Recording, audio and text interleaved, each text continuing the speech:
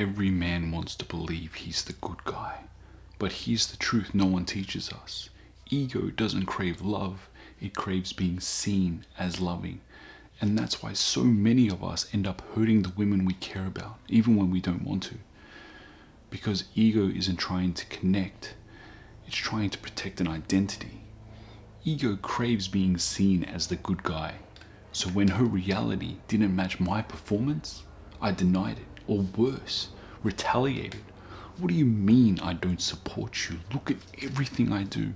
Keeping score, weaponizing my effort, proving I was the good man instead of actually being present. And here's something most men never learn. As men, we're the emotional thermostat of the relationship. Not every second, not every situation, but our steadiness sets the climate. And when you're operating from ego instead of presence, you freeze the whole room without even noticing. Here's what I didn't understand for most of my life. I wasn't protecting the relationship. I was protecting my identity, the identity of the good man, the steady man, the supportive partner. But when she expressed pain that didn't fit that identity, it threatened me. It cracked the mask. So I defended myself.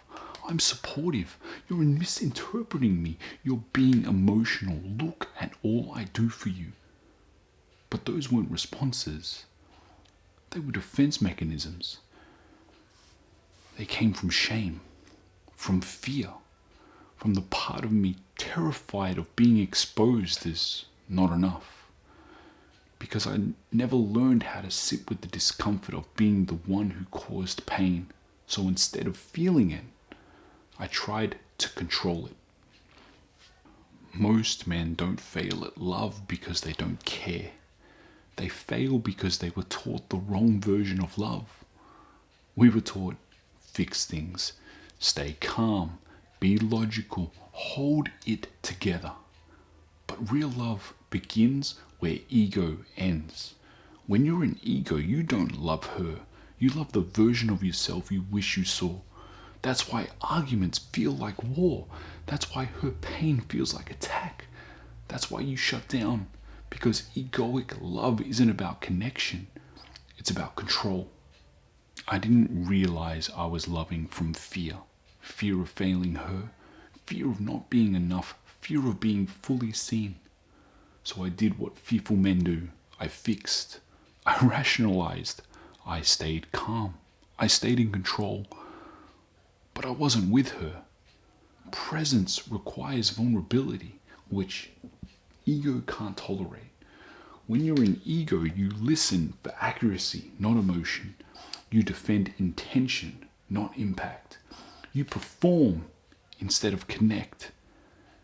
And she feels that. When you're absent emotionally, the relationship loses its anchor. Everything changed the moment I stopped protecting my ego and started understanding my impact. A man becomes dangerous when he can feel his own pain without letting it turn into control. That is presence. Presence isn't calmness, silence, perfection. Presence is being here. Even when you feel exposed, even when you feel misunderstood, even when your pride is screaming. Stop defending your identity. Start acknowledging your impact. You don't need to justify intention. You need to recognize her experience. Real men repair. Ego defends. Trade control for curiosity. Not why are you attacking me, but what pain is underneath her words? Curiosity calms the climate faster than logic. Regulate yourself before the relationship. You cannot lead emotionally from a dysregulated nervous system.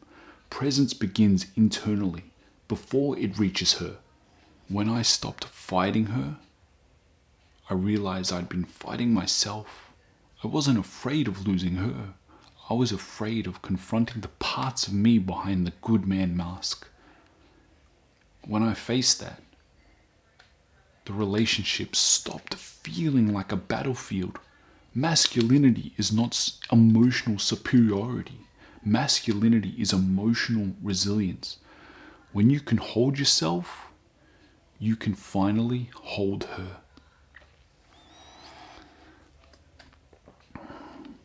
Here's the truth about healing no man wants to hear. It's not clean. It's not comfortable. And it's definitely not easy. Because your ego will come back. It will come back when you're misunderstood. It will come back when your intentions get twisted. It will come back when she's having a rough day. It will come back when your pride feels bruised. And it will whisper, she's being unfair. You're doing everything. She doesn't appreciate you. You're right. She's wrong. Brother, that voice isn't evil. It's untrained. It doesn't die. It just gets quieter as you get stronger. Presence is built like strength, one rep at a time. You choose presence when it's hardest to give, when you feel attacked, when you feel tired, when you feel unseen, when your ego wants to protect the mask. That's when presence becomes masculine leadership. Now, I had to choose. Do I care more about being right or being connected? More about my image or the woman I love? Because when ego leads the relationship, it chooses control over vulnerability, defensiveness over honesty, pride over connection, safety over love.